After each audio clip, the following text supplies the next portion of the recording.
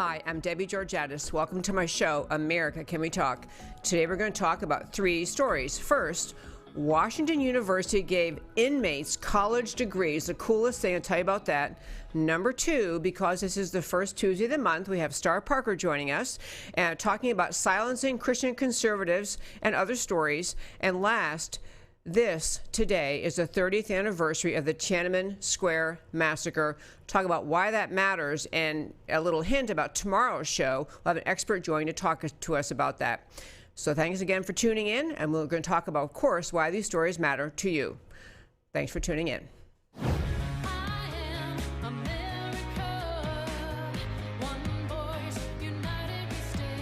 Debbie Georgatos, host of America Can We Talk, is an author, attorney, and political analyst whose mission is to inspire the American political conversation about preserving liberty in the best country on earth.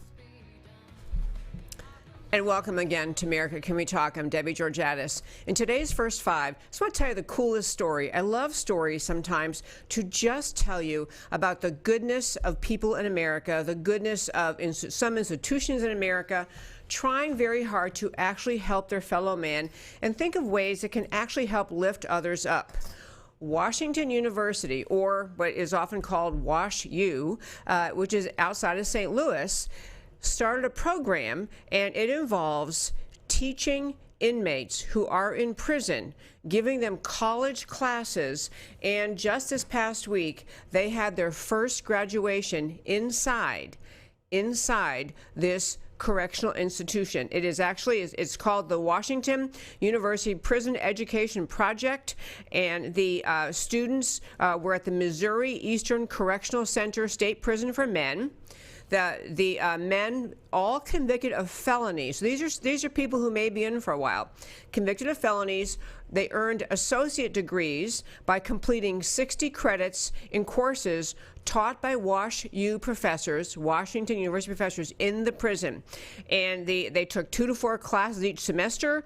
They didn't get charged. So this is a gift from Washington University to the community, to America.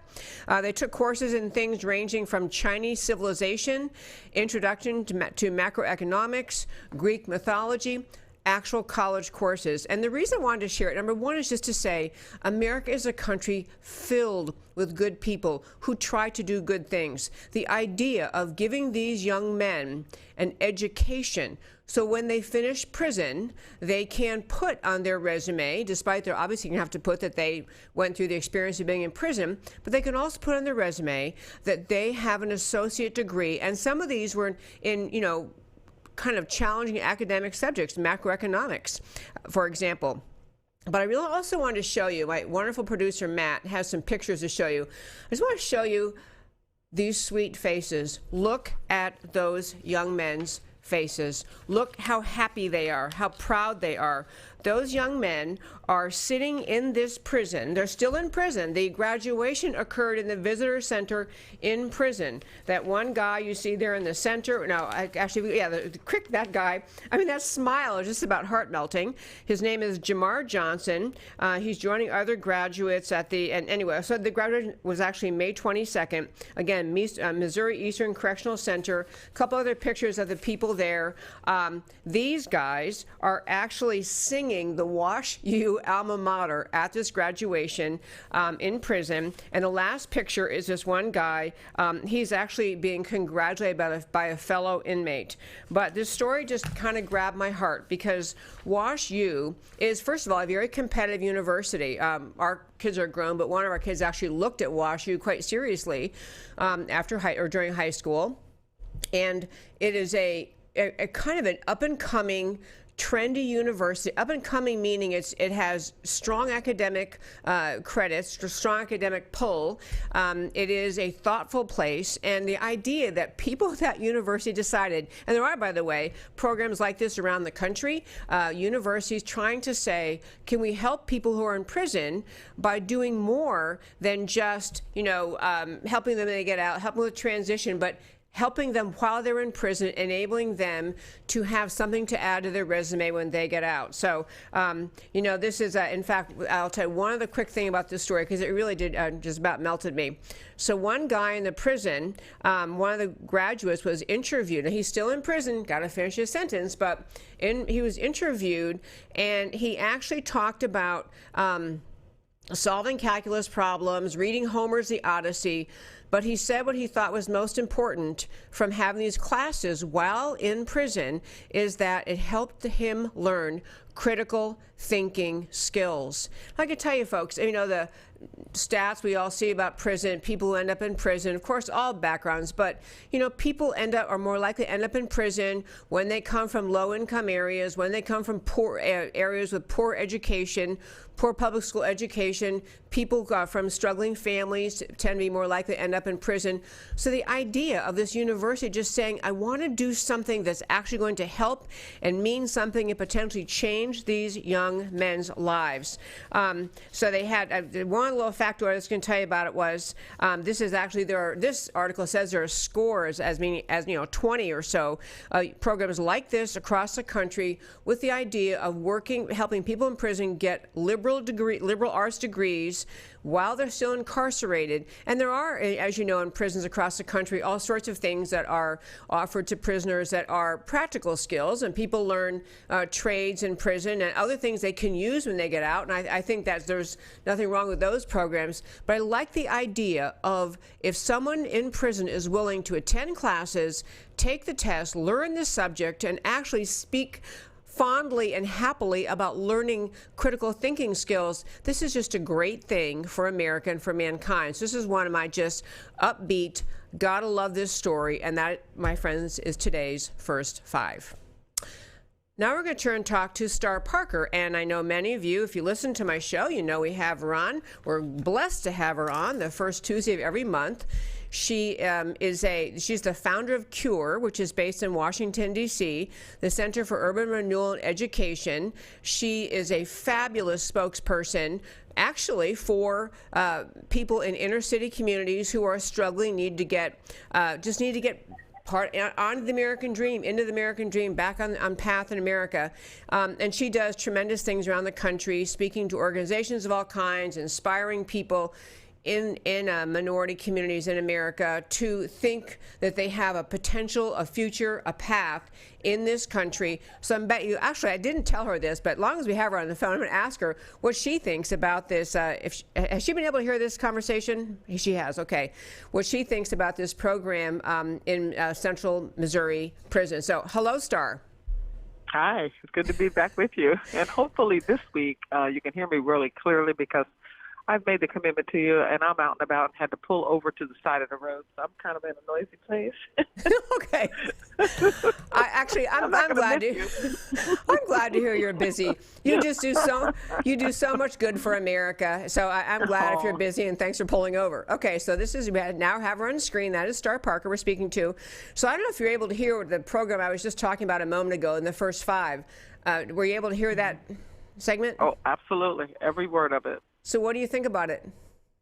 I think another thumbs up for President Trump, not just because of this particular program, because it may not have anything to do specifically with what he was able to get accomplished through his prison reform and criminal justice reform initiative, but this is what we're hoping will happen a whole lot more all across the country, to where the private sector, the decent people that are in the quiet communities just serving their God, will start stepping up and doing programs to help those that are the least of these, who may have made a mistake in their life and now they need our help. And so it's very, very encouraging to hear what WashU is doing. It's an incredible school. In fact, I know it very, very well, since my son-in-law is from St. Louis, but also the fact that now we have opportunity to see duplications of these types of programs all over the country because of the initiative of this president.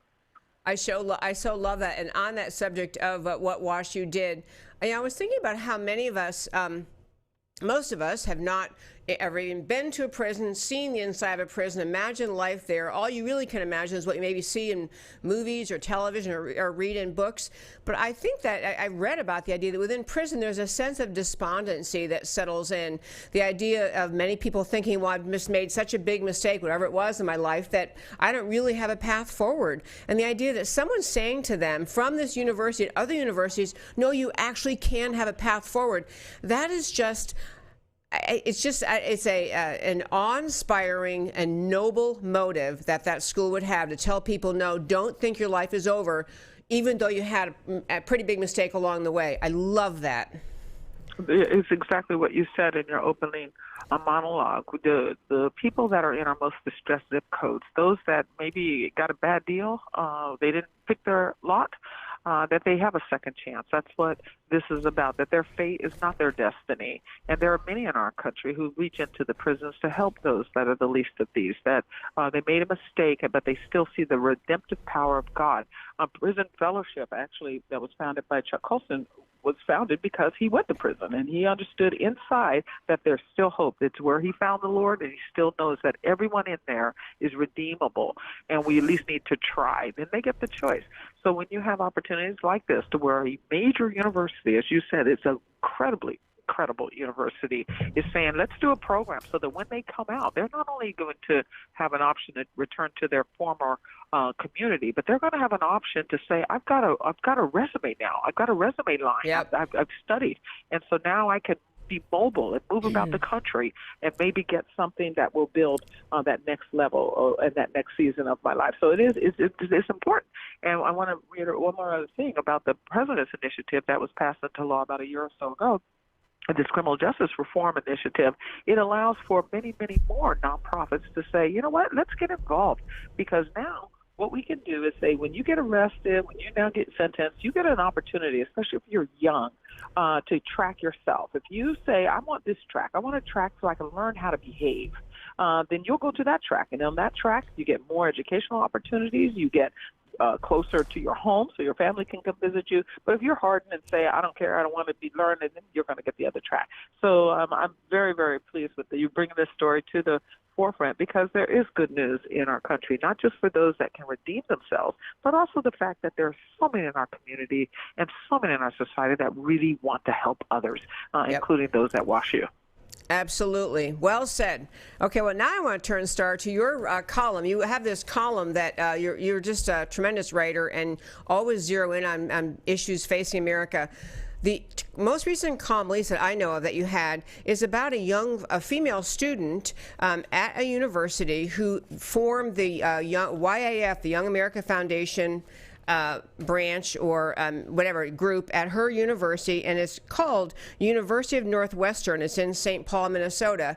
But she got YAF going, which is a great Young America's Foundation. I've spoken at YAF groups. They're just fabulous groups on college campuses. And then she invited you to speak. I just can't imagine a more stellar speaker to come. And I guess I want you to share with the listeners what happened when, after, and this woman's name is Haley, and I'm hoping you help me with the last name, Chetter or Chetter? Chetter, yeah. Chetter. Yep. So most of the letters are silent, but yes, Chetter. Okay. And you know what's interesting? In fact, I just introduced it to the world yesterday on Fox and Friends, because what's interesting about this story, it's a small Christian school, and it's a private school, so they get to decide who they want. I'm a firm believer in free markets and free associations. But what happened here needed public attention, because she opened a club. They approved it. It's a YAF club. YAF, for people who are not familiar, are the owners of the Reagan Ranch. And what they do is they train leaders for tomorrow. They train these university students that are having difficulties on their college to get that other worldview, that other discussion going. So YAF now expands into colleges to allow a place of dialogue about issues that we're talking about at the kitchen table anywhere. You're seeing on the news every day. It's political, it's policy, it's everything about culture and society. And so this young woman, being raised in a Christian home, Christian conservative home, chose a college that she thought was consistent with her worldview. Well, she got there and found out they had a little more liberal bent to themselves than her liking, so she opened a YAF chapter. They approved the YAF chapter, a little bit of club, Then they invite me. They invite me, and all of a sudden I'm too radical, I'm too extreme for their community. It almost sounds like they're a cult or something. So all of a sudden they're not only yanking the opportunity for me to come and just share with the students on abortion. That was the topic. It was on abortion, pro-life. It was a Christian little school. And not only did they do that, they went after the student. When this first happened, I stayed out of the discussion because, hey, that's their choice.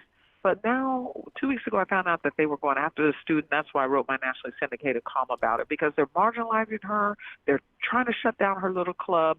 I've been looking and thinking about her future as a young woman who, at her college, this is her experience. Who knows where she'll be able to mobilize and work later in life. So I stepped into the discussion because I think if the Christian community itself is not going to dialogue with our young people about issues that everybody else is talking about, they're on the front page of the paper, then who will? Who will help them shape their ideas so that they can combat this secular cultural war that we're in as a Christian community of people? Absolutely. And for our listeners, this school, again, is called University of Northwestern. It's in St. Paul. It's a Christian school. So Star Parker, who's online with us, often speaks to conservative groups of all kinds, frequently addresses the subject of abortion and the valuing of life, and just a very eloquent both testimony and presentation about it. But the school's response to this once they realized that this young woman had invited Star Parker to speak, the school's response said, "We really don't bring speakers who radically hold beliefs that UNW as a whole would not agree with." So they're saying a Christian school, number one, wouldn't agree with the pro-life view, but number two, wouldn't agree with the idea that the pro-life message could at least be offered and shared on campus, even if you're going to have kids raise their hand, protest, argue, bring a pro-choice speaker. They're saying you can't, this is so radical that someone's going to speak up for life that you can't even have her come here. I mean, you expect that from like Berkeley, but this is from, Well, yeah. Go ahead. It's interesting, and that you would even mention Berkeley. I've been lecturing for Young America Foundation, YAF.org, for 25 years. I've been on Berkeley for them more than once. I've been at Wellesley. Wells is really interesting. It's the sister school of Wellesley, which is Hillary Clinton's school, and it's like 80% lesbian up there. I've been at Emory. I've been at University of Pennsylvania, where they have real issues. I mean, I've been over 250 campuses in this country in the last 20-something years. So it caught us a little off guard to say that knowing what we know today with the discussions that we're having in our culture, everything from 68 million children being slaughtered in the womb, and now Democrats promoting infanticide, all the way to the definition of marriage has changed to where we're having discussions about gender identification with 5-year-olds as they go into school. With all of these cultural issues on the table, for a Christian university to say, we don't even want to talk about it, just put your heads in the sand. Yeah, I offered even the administration, I said, look, if you think I'm a little polemic, that's understandable. I could be brash a little time. Then let's just do it as a discussion. Let's do it as a debate. You can bring in a panel. It doesn't matter to me. But 1 week out, canceling the event and then trying to pretend that it was because she didn't dot certain I's and cross certain T's, that it was all about how she applied for me to come. Come on, this is disingenuous. There's no need of us lying about it. The email speaks for itself, that they thought that this is too extreme. We don't want to be bothered. And so what I did in my column is said, we had this opportunity in society once before. It's called Jim Crow.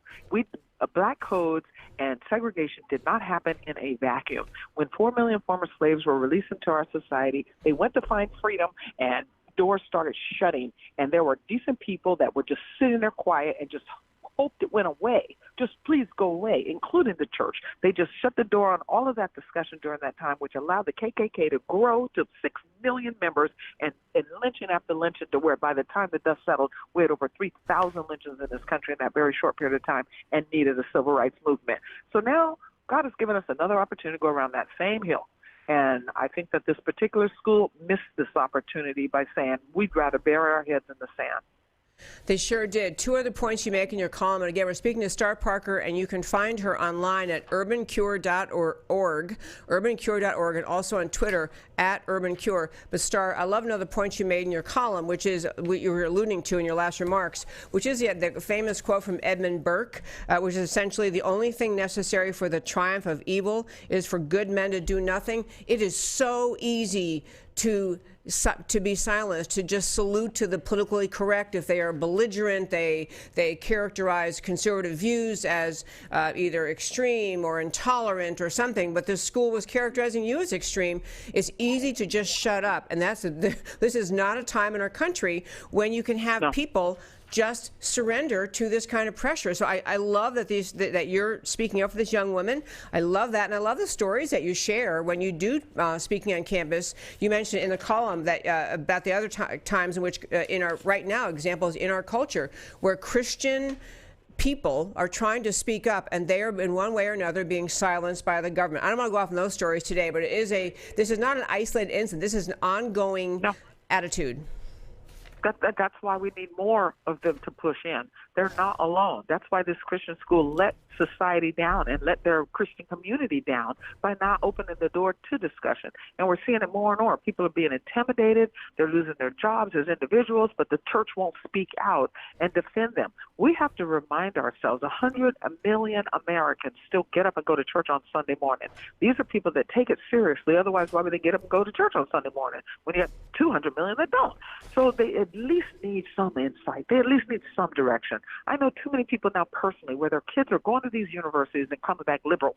And this is why. Because they did not learn Christian apologetics. Because they did not have their school mindful enough to say, we've got to expose them to these harder truths, even if they make us uncomfortable.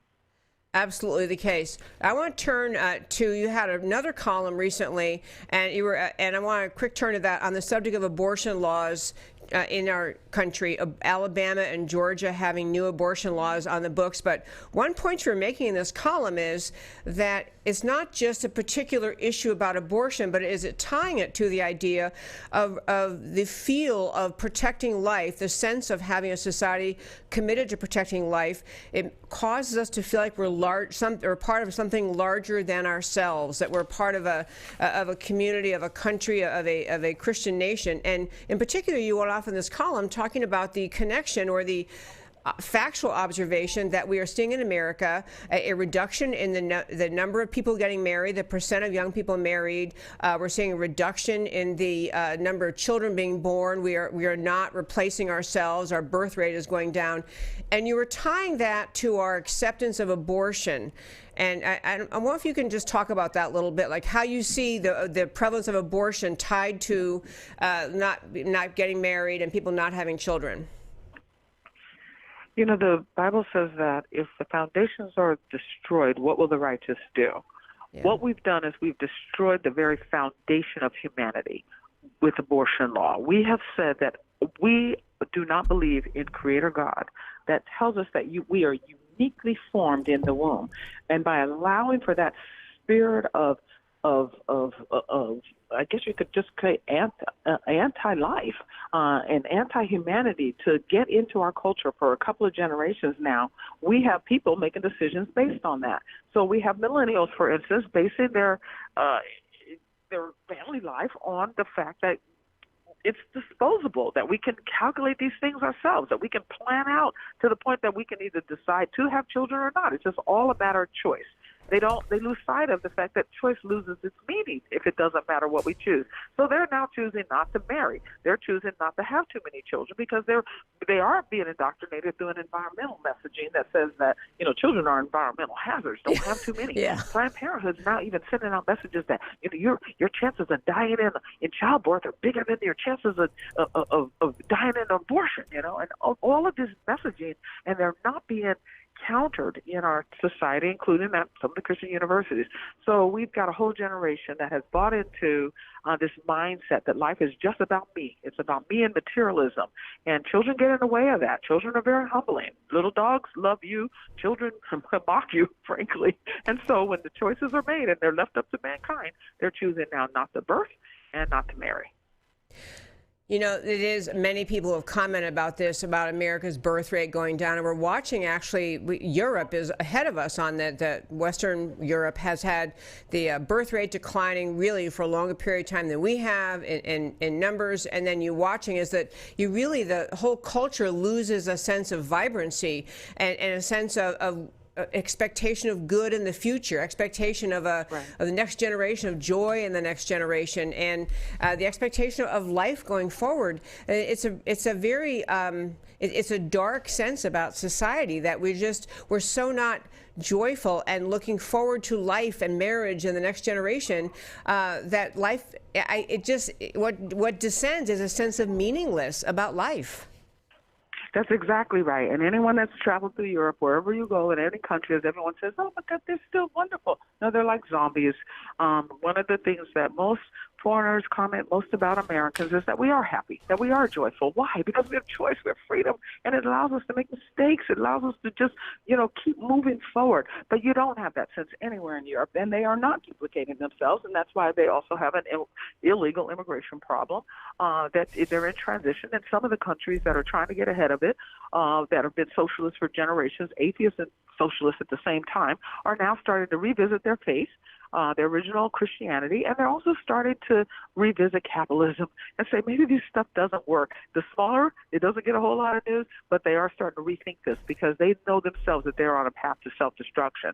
It's not just about duplication of yourself, but it's also exactly what you said, Deb. It's about life. It's about having fun in life. It's about creating as God created us. And you don't find that in most of those European countries because they've removed themselves from that fundamental principle of life that should be protected from womb to tomb. Life should be protected. Very well said, Star Parker. Would you tell our listeners, I mentioned your website. You have also you on Twitter at Urban Cure, your website, urbancure.org. This is an organization, folks, if you want to find someone, you can hear it in Star Parker's voice, who is on fire to inspire people in our country to re-embrace the value of life, re-embrace what America is all about. She brings a message to inner cities, especially about the idea that the American dream is alive and well, and you got to stay in school and finish school and don't get married till you, wait till you are married to have kids. All these intact families, all of the messages that this generation has missed out on. Star Parker is just a force of nature, bringing those messages to Americans' inner city community. So, Star, any last words about your website or what your latest projects? Actually, you have a new book coming out. I do have a new book coming out, Necessary Noise, in September. But we also, how we reach into the inner cities is through our clergy program. And so we have a clergy summit coming up in September where we bring clergymen that serve in these hard-hit zip codes to Washington, D.C. for 3 days of regular diet in this information. So anyone that wants to sponsor a pastor, we would love for that person to go to urbancure.org, urbancure.org. urbancure.org. They can find me through Star Parker as well, starparker.com. They're going to find me. But those are our two big projects right now. It's preparing for my book, which will then launch my news talk show every week. But the major project is making sure that we double our numbers from last year of these clergy that come to Washington. So we're looking for 200 pastors to come and be in Washington, D.C. With us this September. Star, it is always just a great pleasure to talk with you. Thanks so much for joining us today. You're welcome. I'll see you next month. Next time. Okay. Yep. Take care. Okay. Bye-bye. So that, my friends, is Star Parker. She is just a fabulous, force of nature, just an outspoken, relentless defender of not just life, but of the idea of family, of community, of the need for America to put in place good programs that bring strong public education to the inner city so kids have a potential and a possibility for bursting onto the American scene, joining the American dream. She's just a wonderful patriot, and I love having her on every first Tuesday of the month. And the last story I want to share today, I want to talk about today happens to be the anniversary, the 30th anniversary of the Tiananmen Square Massacre, and this occurred in Beijing, China. And I'm going to talk about it not just from the perspective of an anniversary, a remembrance, but really what it reveals about what Chinese culture and government was like then, And it's a springboard to tell you about what our show tomorrow, because on our show tomorrow, we have Gordon Chang in studio. And if you don't know who Gordon Chang is, you could Google his name. You'll soon find out. But he is a revered author. He's on every major talk show in this country, all the major networks.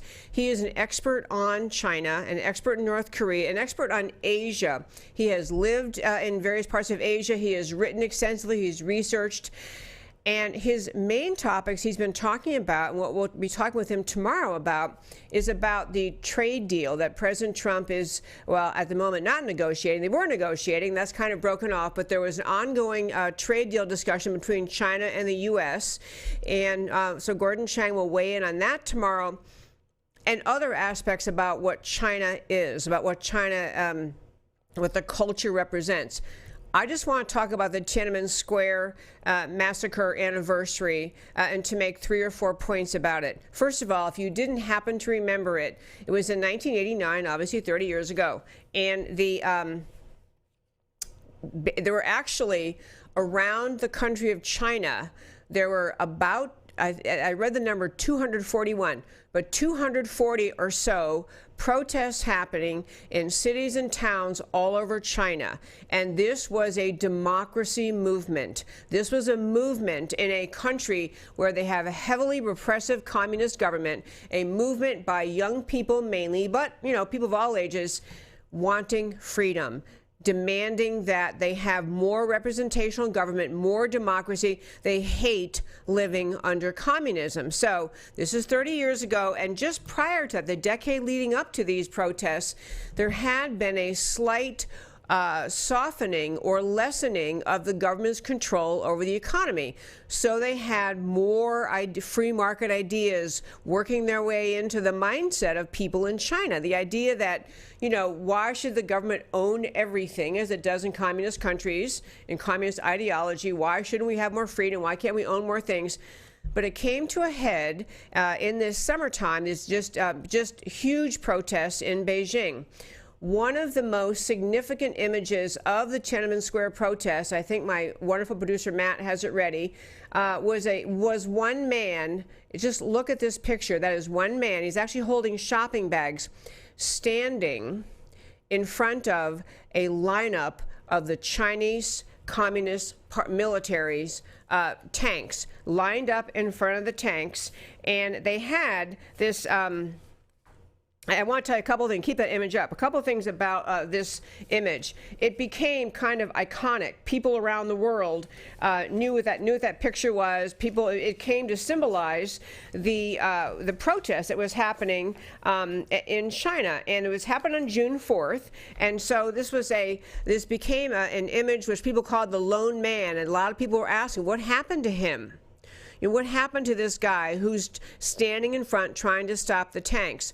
What did happen in China was they had these protests ongoing, and the government wasn't sure how to handle them. They thought at first maybe they just ignored it and didn't permit it to get much media coverage, that it would just die down. But it didn't. It kept growing and growing and growing. And so this picture you're looking at, this iconic photo from Tiananmen Square, it became known as the lone man picture. And a couple interesting things happened about that. One is people were asking after Tiananmen Square, and because ultimately the government opened fire. They rolled tanks over people, they opened fire, and many people died. People asked, well, how many people died? I will tell you that at the time, people said, well, hundreds and maybe up to 1,000. But one secret British diplomatic cable written at the time from China, 24 hours after the massacre, said that at least 10,000 people were killed. This was a massive, massive square and a massive protest. So at the time, someone aware of it at the time said 10,000 people were killed. So what was happening really was the Chinese young people were saying, you know, we should have a right to more democracy. We want our freedom. We want to push forward. We want more freedom. We want more cutting back on the government's power. We want to fight back against communism, fight back against socialism. Well, what the Chinese government did after this, they have literally, and for this whole time, 30 years, have literally made it impossible for the average Chinese person to find out anything about Tiananmen Square. It's like they're trying to, like in the 1984 book, trying to erase it from the memories of their people. It's never taught in the schools. The Chinese control the internet so much in China that people can't find information about Tiananmen Square even when they go online, because unlike America, where, you know, we're only regulated on the internet by whatever Google does to us, but in China, the government stops you from getting the information they don't want you to have. So a couple interesting things happen. So the people don't know about it. Well, in Taiwan, there is a museum in Taiwan it's just called June 4. Because that's the date of the Tiananmen Square massacre, June 4. So you can, in Taiwan, go and walk through and see the images of this day of massacre in Tiananmen Square in Beijing. I didn't want to put grotesque images up, but I will tell you that you can find images of scores of bodies piled up by the police who've been killed by the military, the Chinese military, that opened fire on the crowds and literally ran tanks over people. You can find pictures of bicycles. I mean, Chinese are still today, and then too, use bicycles to get around their crowded cities. And so bicycles, just scores of bicycles flattened by the Chinese military tanks. Many, of course, grotesque images of people slaughtered by the Chinese military. I'm not going to show you all those, but I want to plant the seed about what it says about the Chinese government and what it says about the communist mindset. They think they get to decide what the people can know. They have decided that the people are not really ever supposed to understand what happened in Tiananmen, and that people have no right to understand what the government did, how they responded, why they responded the way they did. But I'll tell you something interesting. There was a speech given by the Chinese defense minister. I mean, everyone in the world is obviously aware of the 30-year anniversary is today. There have been a lot of programs and you know, different people have written about it and spoken about this 30-year anniversary. So China's defense minister, General Wei, and his last name is Fenghe, so I'm just going to go with Wei Fenghe, but whatever his name is, he told an audience, he spoke in Singapore on Sunday, so 2 days ago, spoke in Singapore 2 days ago, and he talked about the Tiananmen Square and said, in light of the protest and what those people were demanding, which was democracy, remember, representation, they were demanding freedom. This guy said, the current Chinese defense minister, General Wei Fenghe, said in Singapore on Sunday that how the Chinese military responded in slaughtering at least hundreds, if not thousands of people was, in his words, the correct policy. Another term used by the government of China referring to this Tiananmen Square massacre was, it was a vaccination. A vaccination. It was a shot at the people, letting them know you are not going to do this protest. You cannot have what you want. Essentially, he's saying, this vaccination guy who made that statement, he's saying that the country of China, the Communist Party, was protected from the protests of the people by this massacre. There is no remorse expressed by the Chinese government. There is no apology. There is no recognition that maybe we could have handled it differently. What communists cannot stand is people thinking they have the right to live in freedom.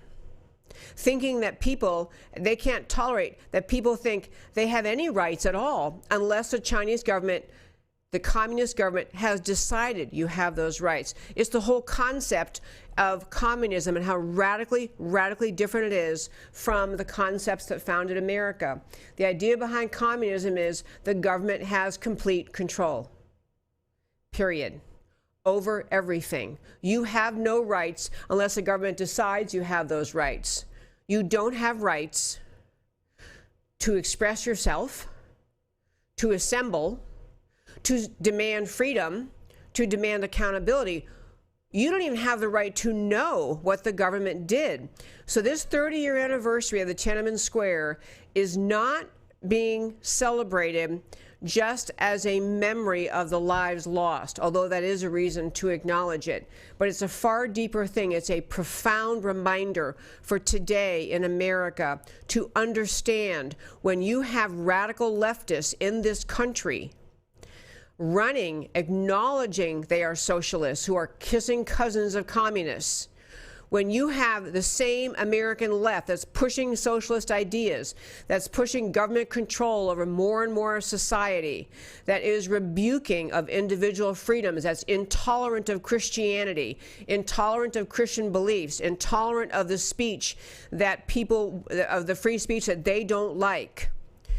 This Tiananmen Square anniversary, this reminder is a reminder to America that we are very radically different than communist China, that we are a country founded on rights from God simply because we were born. It's the radical difference between America and socialism, America and communism. America has Judeo-Christian roots.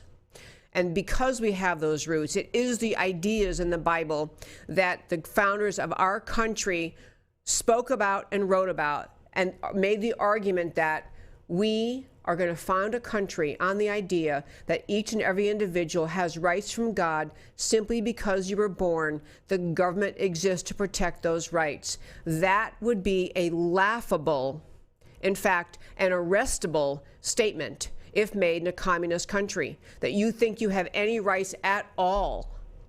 And so this Tiananmen Square anniversary, you know, I urge you to read more about it, understand more about it. There are a lot of people trying to write about it. In fact, there are a lot of people talking about whether or not America should have been more, responded in a harsher way toward communist China. At the time, George H.W. Bush was saying, well, you know, we can't get too carried away here. In fact, H.W. Was trying to make the argument at the time that, you know, that we would probably hurt our relationship with China if we protested. We would hurt our relationship with China if we scolded or punished them or called them out or tried to embarrass them. The argument was that China was already on a path of loosening the communist country controls. China was on a good path. If America speaks up, you know, we might cause the Chinese government to revert back to its more controlling ways. Well, obviously, that was a bad call, because all that China has done since then is more repressive, more controlling, more limiting. In fact, I just cannot wait to tell you folks, wait to tell you tomorrow with Gordon Chang here, all of what China really is all about now, what's happening in China. It relates to the trade deal, but also relates to the culture, the government control, the mindset of the communist leadership that is still there today, 30 years after Tiananmen Square. And finally, folks, so that's my show for today. I want to wrap up by telling you the why all what we talked about today matters to you, why everything we talk about matters in terms of preserving this special, extraordinary experiment in human liberty, America. On the Wash U story, the inmate degrees, this is a beautiful thing. Reformation, belief in reformation, regeneration, it brings hope. This is extending the American dream potential to prisoners. This idea of earned success, conferring dignity. These people earned a degree by going to classes and doing the work. The dignity you saw in their faces in those pictures, the joy, the sense of accomplishment, way better than any handout anyone can think of. So congratulations to Wash U and all those graduates. On silencing Christian conservatives, Star Parker joined us, talked about what happened to her at a little school, University of Northwestern in St. Paul, Minnesota. A Christian school who said that Star Parker's coming there to talk about the value of life was unacceptable and inconsistent with their values. This is a flat-out attack on Christianity, and attacks on Christianity are attacks on America. Christian leaders have been weak, confused, apologetic, and the institutions that allow that to happen, that don't speak up, they are accelerating the demise of their own schools. For a Christian university to ban Star Parker from speaking is an act of weakness, confusion, or cowardice. Christian leaders must do better. Last slide. Tiananmen Square 30 years later, why this matters to you. In 1989, China was a state-controlled, atheist society with a totalitarian, dictatorial government, and it has not changed. It has not changed. America's trade policies, which we'll hear more about tomorrow, have actually emboldened and strengthened China's dictatorial control of its people. We, our trade policies, have paid for the buildup of China's military. Trump, I'm going to give a little hint about tomorrow, is on the right. He is right to rethink everything we do with China. Tune in tomorrow for Gordon Chang. He'll tell you much more about it. And in closing today, folks, I do this show Monday through Thursday, 3 p.m. Central Time, out of just love for this impossibly precious country, this unique leader of freedom in the world, and this country that needs to have every generation of patriots committed to speaking up to preserve this precious country, all the rights we have guaranteed in our founding, and the whole spirit of freedom in this country that is under assault today in this country by forces inside this country.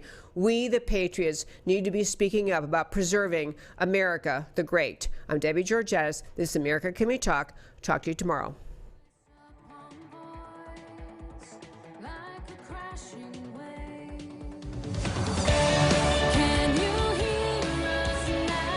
America, Can We Talk? Truth about America. Can you